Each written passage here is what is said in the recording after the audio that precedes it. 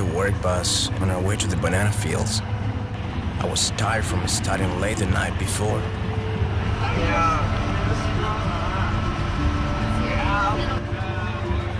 It was a typical morning until members of the FARC guerrillas stopped our bus.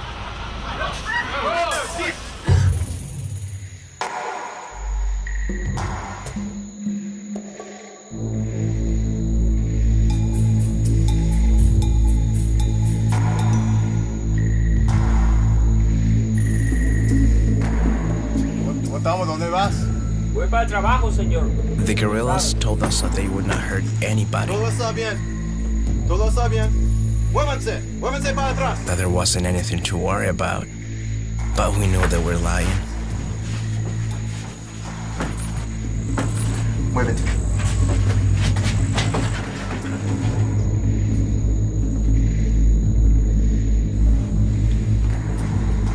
Niña, levántate. ¡Vámonos!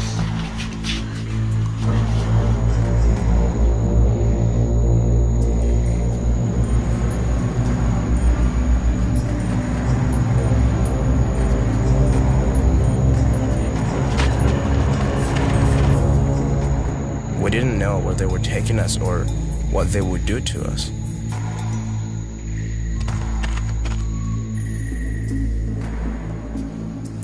We drove for like 20 minutes, and then they made everyone get out.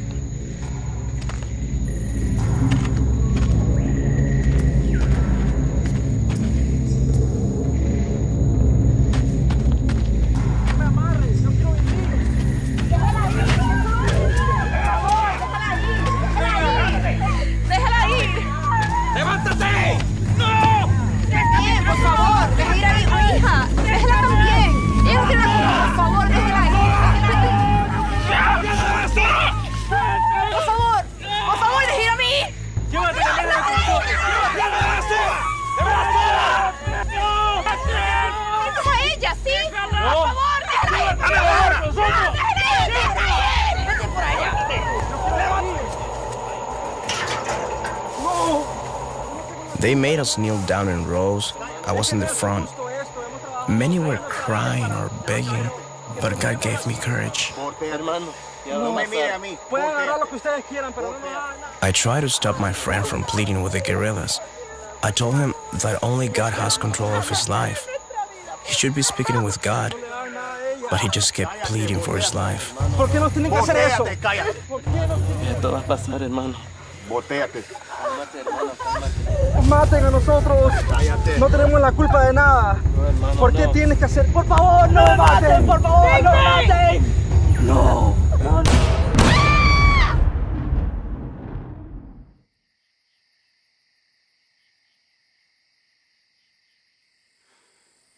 Tu felicidad es grande.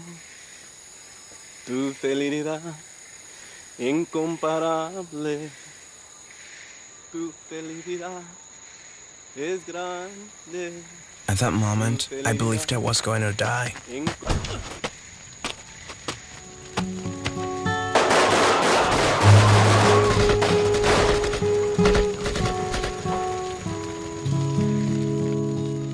My country has suffered from much violence.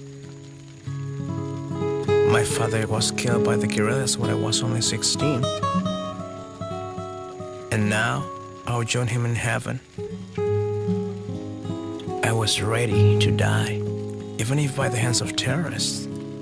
But then I had one regret. I had not told them about Jesus.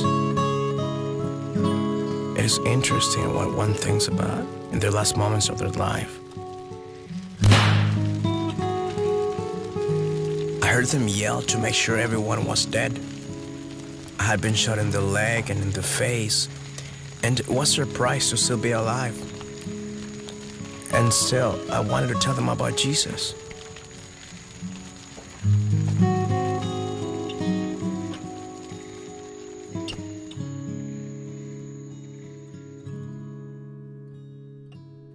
The guerrillas killed everyone.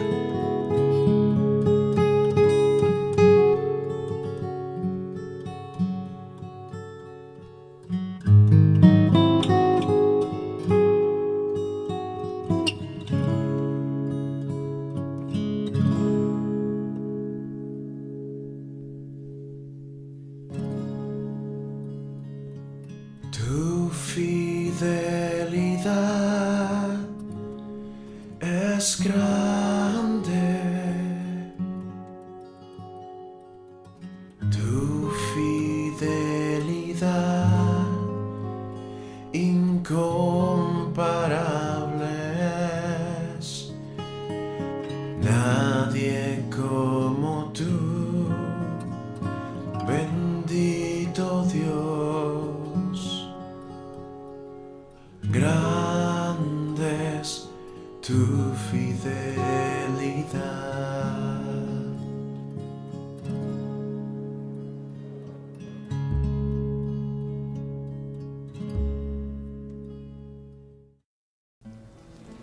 This family of 11 warms around a fire in a refugee center in San Cristobal in Chiapas. Sebastian and his wife Julia, along with their children and grandchildren, were placed here by the government after being expelled from their community. They lost their house, small farm, and crops in Chile, Huixtan because of their evangelical faith. There was a meeting of the local authorities, and they had finally had us come in and talk to them and told us that we had to renounce our faith if we were going to stay there. And people who did not practice the majority religion were not welcome there. But we said no, we were following the Word of God. Sebastian's family and 3 other evangelical families were called to appear before the local leaders. 2 families, including his, would not renounce their faith and were expelled. The 2 others did recant and were able to stay in their community. I was there for several hours, and they tried to get me to renounce my faith. And I told them, I am a Christian, I am a Christian, and I was not willing to renounce my faith. My mother was dragged 50 meters into this meeting. I went to defend my mother and was threatened. We were manhandled with very strong aggression. The police were pushing and shoving me and grabbed my arm and pulled it around and shouted at me and told me to get my things and get out. They ran us out because we believe in the Word of God. We don't believe in participating in parties and fiestas, but hold on to what the Word of God says. They ran us out of town. While Julia is concerned about her family's future, she is delighted that they have grown in their faith and that they will continue to trust the Lord. I am very firm in my faith, and I know Jesus saved me, and that is what I will continue with. Our God is great, and I'm peaceful in trusting Him. Sebastian and Julia's 20-year-old daughter, also named Julia, is the mother of 2 small children, a 3-year-old girl and a 2-year-old boy. Her husband abandoned the family, and she lost her job as a result of being expelled from the community. I was physically threatened by the political representative here. He said if he saw my face here in San Cristobal, that I would be sorry. I felt very bad because we met all of the obligations that were asked of us. The community service, we paid the fees, and we did nothing wrong. We are hoping for justice in the community and from the state authorities. This experience has made me stronger and helped to plan life for my children. I am concerned about my children because as they grow up as Christians, this will always be the way that it is. They will have to face the same things. Julia's brother, Sebastian Jr., spent some time working in the United States. He has not regretted returning home to Mexico, even though he has faced problems. He refuses to abandon his faith in Jesus Christ or become bitter towards those who have persecuted him and his family. I'm not angry with them, and I've prayed for them and asked the Lord to forgive them for what they did, because they don't really understand what they are doing.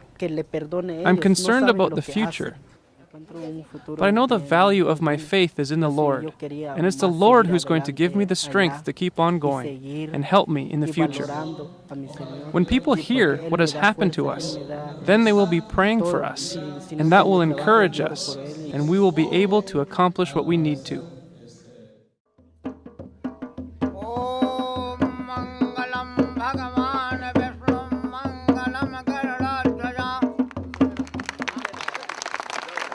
Today we are celebrating the engagement of a young couple in our village.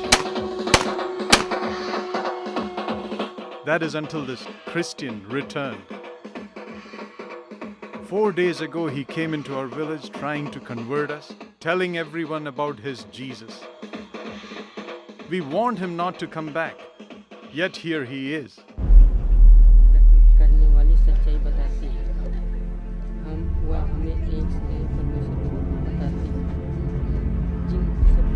क्या हो रहा है? क्या हो रहा है? हमने कहा था आप हमारे गांव में नहीं आएंगे, क्यों आ गए आप? ये बताता भाई यहाँ हिंदू का गांव है, हिंदू का प्रचार होता है, ये नहीं आएंगे। अगर हम नहीं आते देशू जी के बारे में कौन बताता? और अगर आएगा फिर आपको हमने देखा तो अच्छा नहीं होगा, हमसे पूरा कोई नहीं होगा। का गांव है, आप यहाँ कोई भी प्रचार नहीं करेंगे, नहीं करेंगे, नहीं करेंगे।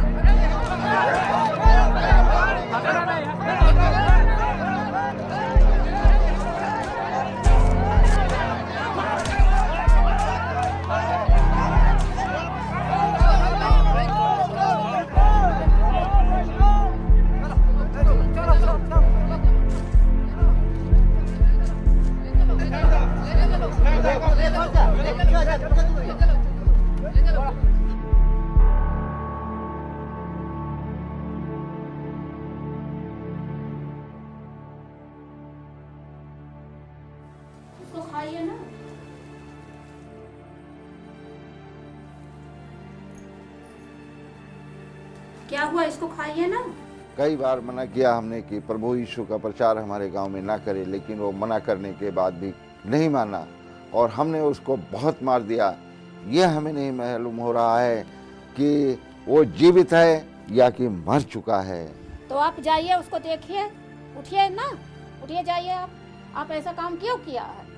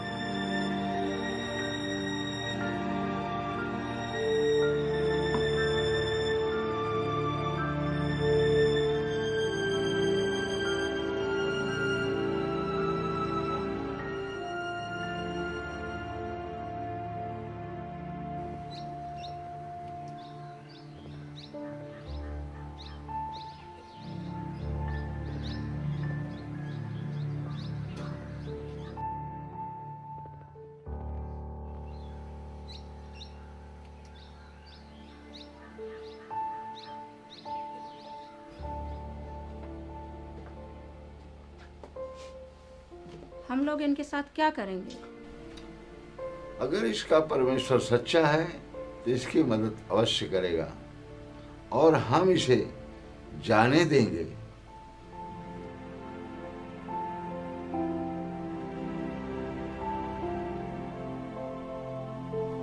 Suta did recover, and 4 days after leaving our village, he came back again. Now my wife and I follow Jesus, and Suta is our pastor. When you pray for the persecuted, please remember to also pray for those who persecute. For us, it may be the only way we will see the love of God. 'Tis so sweet to trust in Jesus and to take Him at His word, just to rest upon His promise, and to know thus saith the Lord. Jesus how I trust Him, how I've proved Him more and more. Jesus, Jesus, precious Jesus, oh, for grace to trust Him more.